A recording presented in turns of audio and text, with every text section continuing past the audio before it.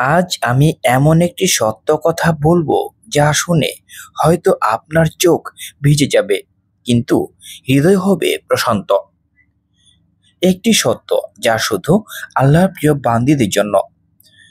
যখন আল্লাহ কোনো নারীকে ভালোবাসেন, তখন তিনি তার জীবনে 4টি কষ্ট দেন। কিন্তু জানেন, এই কষ্টগুলোই আসলে জান্নাতের টিকিট।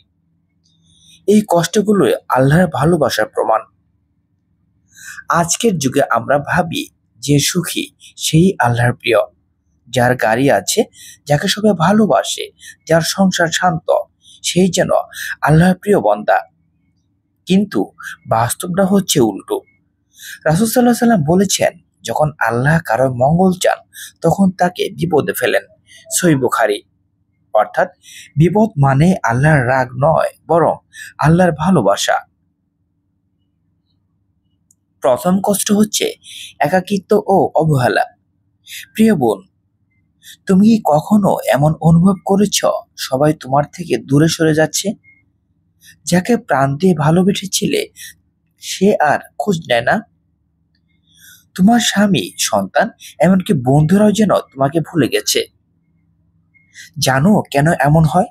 কারণ আল্লাহ চান তুমি সবাইকে নয়, তাকেই ভালোবাসো। তোমার অন্তর থেকে মানুষদের সরিয়ে দেন, যাতে তোমার হৃদয় তার জন্য খালি হয়।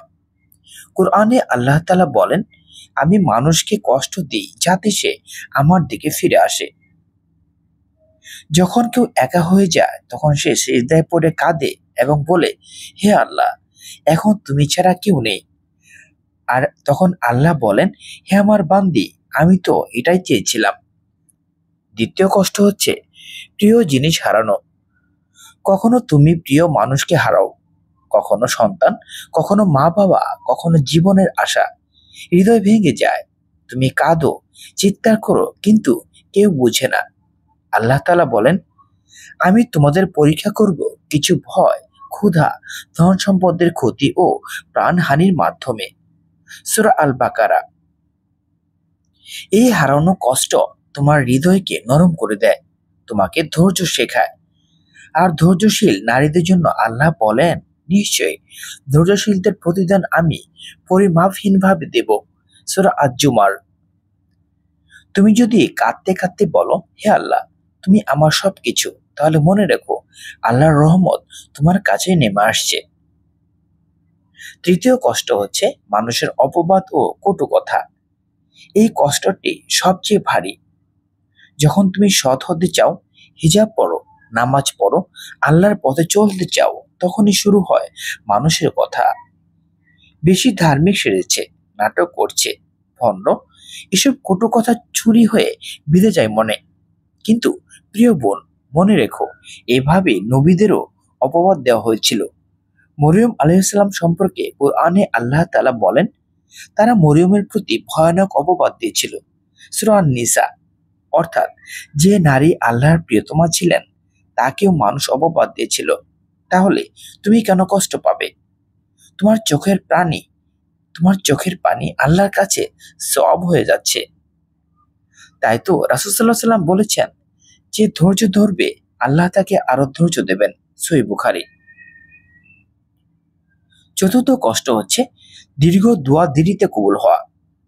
তুমি হয়তো বছরের পর বছর ধরে দোয়া করছো, হে আল্লাহ, আমাকে সুখ দাও, সন্তান দাও, শান্তি দাও, কিন্তু দোয়া যেন আকাশে আটকে থাকে। জানো কেন? আল্লাহ তোমার কণ্ঠ ভালোবাসেন, তোমার কান্না ভালোবাসেন, তোমার সিজদার সময়টা দেখতে ভালোবাসেন। তাই তিনি দোয়া দেরিতে কবুল করেন, যাতে তুমি তার দরজায় আরো বেশিক্ষণ দাঁড়িয়ে থাকো। এক হাদিসে রাসূল সাল্লাল্লাহু আলাইহি সাল্লাম বলেছেন, আল্লাহ দোয়া শুনে খুশি হন যখন বান্দা কাঁদতে কাঁদতে তাকে ডাকে। তাই বোন, যদি দোয়া কবুল হতে দেরি হয়, তাহলে ভেবো না আল্লাহ তোমাকে ভুলে গেছেন, বরং তিনি তোমার কণ্ঠ শুনে প্রেমে পড়েছেন। প্রিয় বোন, যখন জীবনে একাকিত্ব আসে, যখন প্রিয় জিনিস হারাও, যখন মানুষ অপবাদ দেয়, যখন দোয়া কবুল হতে দেরি হয়, তখন বুঝে নিও আল্লাহ তোমাকে ভালোবাসেন। এই 4টি কষ্ট আসলে 4টি নিদর্শন, যার মাধ্যমে আল্লাহ তার প্রিয় বান্দীদের যাচাই করেন। তোমার চোখের প্রতিটি অশ্রু, তোমার প্রতিটি নিঃশ্বাস সবই একদিন জান্নাতে রূপান্তরিত হবে। প্রিয় বোনেরা, তুমি যদি কষ্টে থাকো, আল্লাহকে ভালোবেসে যাও। তোমার কষ্টের নামাজ একদিন হবে জান্নাতের দরজার চাবি। তোমার ধৈর্য হবে তোমার সৌন্দর্যের প্রতীক। তুমি সেই নারী যাকে আল্লাহ ভালোবাসেন। তোমার চোখের জলে তোমার মুকুট। আল্লাহ তাআলা বলেন, নিশ্চয়ই আমার বান্দাদের মধ্যে নারীদেরও এমন কেউ আছে যাদের জন্য আমি জান্নাত সাজিয়ে রেখেছি। সূরা আলে ইমরান। তাই হাসো, কাঁদো, প্রার্থনা করো, ধৈর্য ধরো, কারণ তোমার কষ্টই তোমার পরিচয়। তুমি সেই নারী যাকে আল্লাহ ভালোবাসেন।